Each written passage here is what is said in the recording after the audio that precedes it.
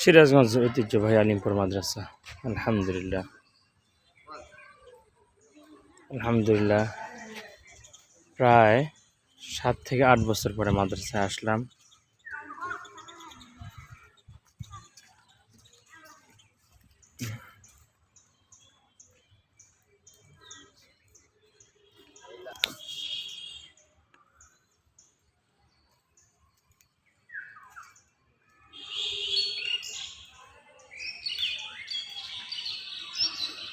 আমাদের সেই প্রিয় আলিমপুর মাদ্রাসা, আলহামদুলিল্লাহ খুব ভালো লাগলো।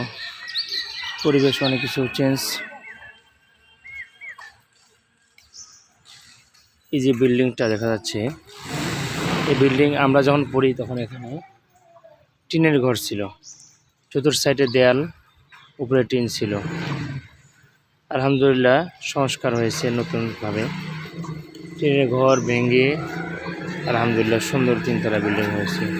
এই বিল্ডিংটা ওল্ড মডেল, পুরাতন কদিম মডেলটাই আছে। আলহামদুলিল্লাহ এটা আগের মডেলটাই আছে।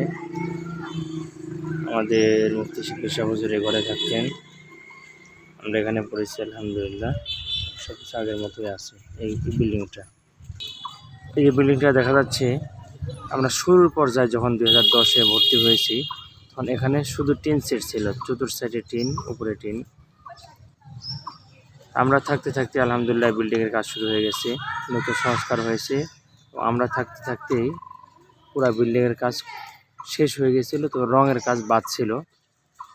আলহামদুলিল্লাহ এখন দেখতেছি অনেক সুন্দর হয়েছে পরিবেশ, এবং উপরে দেখা যাচ্ছে ওই যে সুন্দর লাইটিংয়ের ব্যবস্থা, এই সাইডে মাঝখানে লাইটিং, অনেক কিছু সংস্কার হয়েছে, খুব ভালো হয়েছে, মনোরম দৃশ্য। আমরা যখন ছিলাম এখানে, আর ওই দিক সামনে আগে, এখান থেকে পিছিয়ে গেছে, এখানে আগে টিন সেট ছিল। এখানে আমরা সাইকেল রাখতাম, কিছু কিছু ঘরে ক্লাস হতো, লম্বাভাবে ক্লাস হতো এখানে। আর এক ঘর ছিল শুধু সাইকেল রাখার। তো আলহামদুলিল্লাহ অনেক সংস্কার হয়ে গেছে। দেখা যাচ্ছে খড়ির ঘর, খড়ির ঘর, মোটরসাইকেল দেখতেছি, খড়ির ঘর দেখতেছি, অনেক ডালচি খড়ি দেখা যাচ্ছে এই কানেক্টরে। মাশাআল্লাহ ভালো লাগলো। এখানে আগে হাউস ছিল না, হাউজের ব্যবস্থা হয়েছে, গোসল করার জন্য হাউজের ব্যবস্থা। মাশাআল্লাহ গোসল করার জন্য হাউজের ব্যবস্থা আগে ছিল না। আর এই যে এটা বাথরুম, আমরা থাকতে বাথরুমটা হয়েছে তখন নতুন ছিল একেবারে, আর চতুর্থ সাইডে দেওয়াল ছিল না, এদিক দিয়ে রাস্তা ছিল। আলহামদুলিল্লাহ অনেক কিছু পরিবর্তন হয়েছে। এটা ওয়াশরুম, বাথরুম আর কি। এই যে অজুখানাটা দেখা যাচ্ছে, আমাদের সময়টা ছিল না। এটা কি ঘর? জামিয়ার বোর্ডিং কক্ষ, এখানে রান্না টান্না হয়। আলহামদুলিল্লাহ আমাদের সময় বোর্ডিং ছিল পিছনের সাইডে, এখন তো সামনে আগে নিয়ে আসছে, খুব ভালো হয়েছে।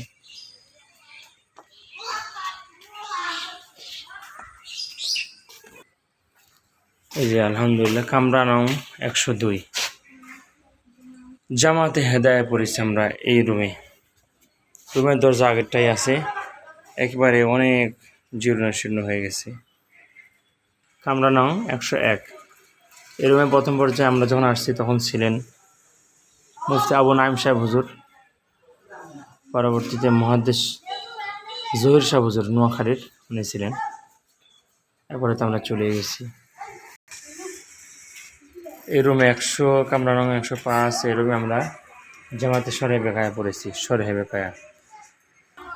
এই যে ঘরটা দেখা যাচ্ছে, এখানে টিন সেট ছিল, তা আমরা এখানে জামাতে সরে জামি বাগবাটি হুজুরের, এখানে আমরা লেখাপড়া করেছি।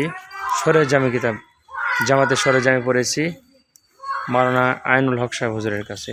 তো এখানে আলহামদুলিল্লাহ এখন বিল্ডিং হয়ে গেছে, দেখতেছি নাজেরা বিভাগ লেখা, নাজেরা বিভাগ। এই যে মসজিদের গ্রিল দেখতেছি সুন্দর, এসএস স্টিল। আমাদের সময়টা ছিল না, মানে একেবারে খোলা উন্মুক্ত ছিল, এবং মসজিদগুলোতে টাইলস ছিল না। আলহামদুলিল্লাহ মনোরম পরিবেশ করেছে, ফুল গাছ লাগিয়ে, এগুলো ছিল না। খুবই ভালো লাগতেছে, মনোমুগ্ধকর পরিবেশ। এসএস স্টিল ওলা দেওয়ার কারণে এবং টাইলস করার কারণে সংস্কার করেছে, খুব ভালো হয়েছে।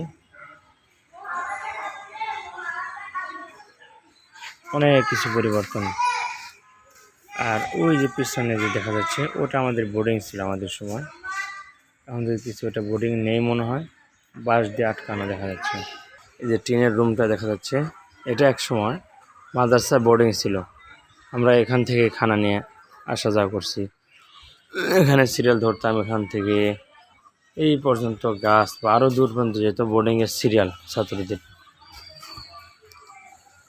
এটা এখন দেখতেছি বাঁশ দিয়ে বন্ধ করা, বোধ হয় এটার কাজ শেষ বা এখানে আর কাজ করা হয় না।